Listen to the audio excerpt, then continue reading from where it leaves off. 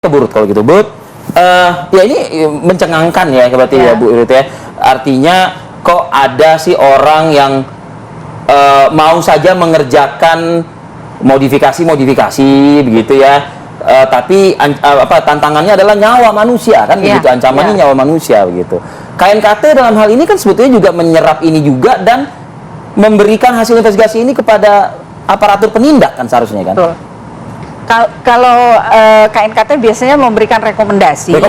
Ya, rekomendasi kepada kementerian. Bentuknya seperti apa Bu biasanya rekomendasi? Laporan hasil penyelidikan kita berdasarkan research, berdasarkan data dan fakta di lapangan, kemudian kita analisis, kemudian kita simpulkan faktor penyebabnya apa, kemudian bagaimana mengurangi atau mencegah kejadian yang sama terjadi.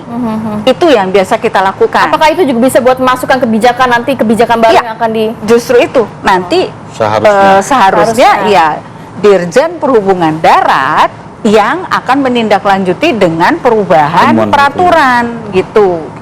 Ya, nah tapi kan kejadiannya nggak seperti itu di lapangan. Segala sesuatunya di Indonesia ini bisa berubah gitu loh. Data dari kita mungkin A, iya sampainya di sini jadi A1, A2, A3 sampai ya begitulah. Akhirnya ya tidak terkoreksi ini semua. Kejadian seperti ini kan pernah terjadi waktu itu di tahun 2006 kalau nggak salah di Mabuju. Itu 24 orang kalau nggak salah meninggal itu dengan kondisi yang sama. Bus juga itu. Bus yang karoserinya juga dilakukan dengan yang tadi Pak Sani bilang. Dengan yang abal-abal tadi gitu, dan itu tidak ditegur oleh disub di sana. Kemudian bahkan orderan si karoseri tetap tambah subur aja terus gitu ya. Nah seperti ini kan sudah terjadi beberapa kali.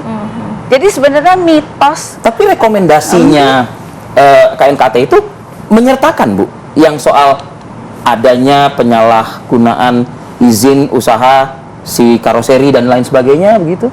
Kalau kita bisa membuktikan itu, pasti kita laporkan.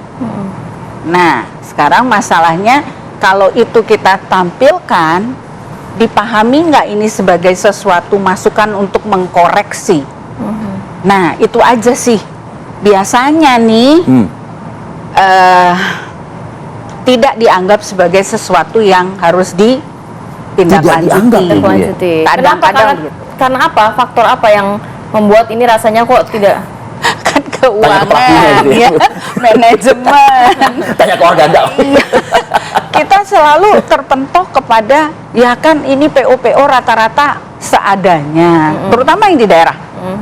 Kita harus akui rata-rata mereka bukan PO seperti yang di sini yang berkata sudah AC nggak dingin aja kita ganti armada kita kirim sekarang juga kan gitu. Ini mungkin PO-PO yang juga tidak terdaftar dan juga kendaraannya tidak banyak begitu ya Bu ya. Dan seadanya betul yang sudah lama diperbaiki, dilas-las sendiri gitu, dan itu terjadi sehingga kalaupun dia terbalik itu rangkanya menusuk penumpangnya, jadi dia matinya bukan karena kecelakaannya itu sendiri saja, tapi karena karoseri interior dalamnya yang membuat dia meninggal.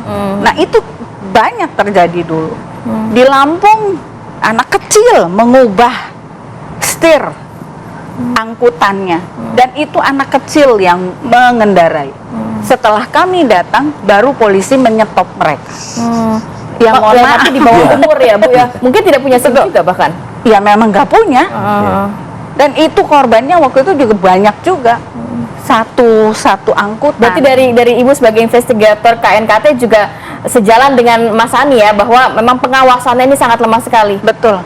Kita harus akui itu sangat kurang dari mulai level atas sampai ke bawah. Tapi regulasinya Bu, menurut Ibu sebetulnya sudah lengkap. Tapi implementasi dari regulasi selalu itu yang kita hadapi.